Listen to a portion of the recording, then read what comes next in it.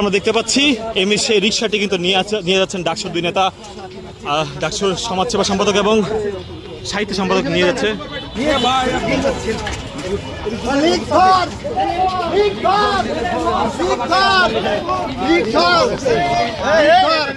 আমাদের কাজ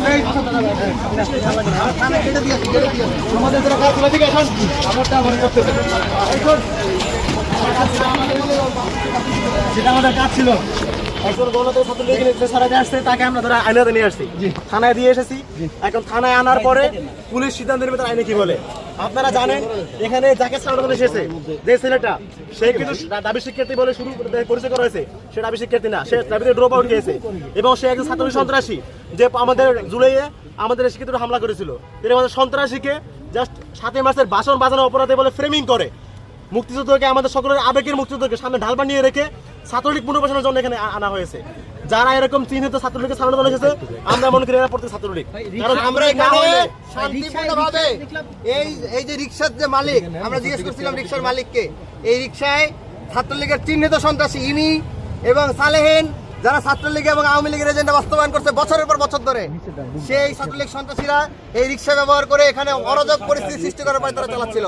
তো সেই রিক্সা সহ আমরা এখানে নিয়ে আসছি।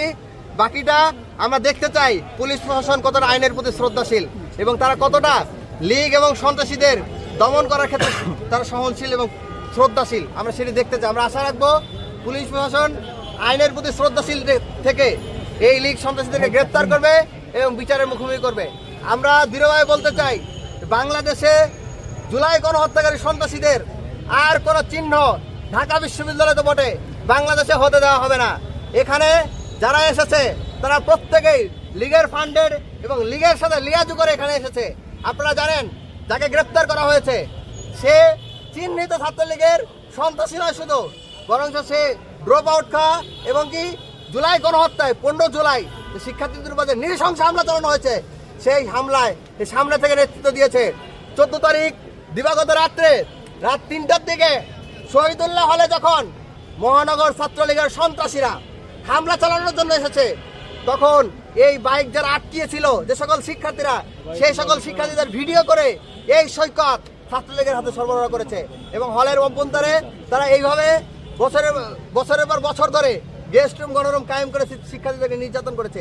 আমরা আপনাদেরকে আহ্বান জানাবো, এই লীগের সন্ত্রাসী যারা লীগের তল্পিবাহী এবং লীগ ফান্ডেড এই যে সকল সন্ত্রাসীরা অতীতে লীগের রাজনীতির সাথে জড়িত ছিল, তাদের প্রত্যেককে আপনারা অনুসন্ধানী সাংবাদিক যারা আছেন তারা খতিয়ে দেখুন। খতিয়ে দেখলে দেখতে পাবেন প্রত্যেকের সাথে লীগের সরাসরি যোগাযোগ আছে। এখানে যে সৈকতকে গ্রেপ্তার করা হয়েছে, সেই সৈকতের ফোন চেক করলে দেখা যাবে সে লীগের এজেন্ডা বাস্তবায়ন করার জন্য সাদ্দাম সৈকত ইরানের নির্দেশে এবং একসাথে লিয়াজু করে সে পরিকল্পনা ঘোষণা দিয়ে যে ধরনের একটা বিশৃঙ্খলা সৃষ্টি করবে পায়তারা করবে, সেই চেষ্টা করে তারা এখানে এটা শুরু করেছে। তো আমরা পুলিশ প্রশাসনের কাছে আহ্বান জানাবো যে আপনারা একে বিচারের মুখোমুখি করেন এবং বিচার এদেরকে আইন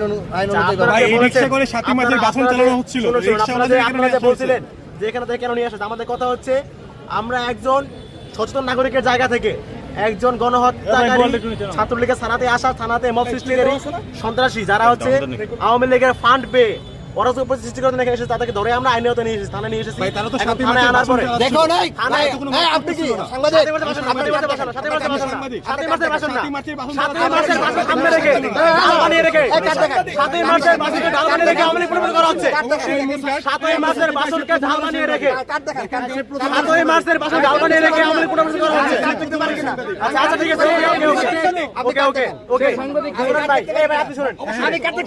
আপনি শুনুন,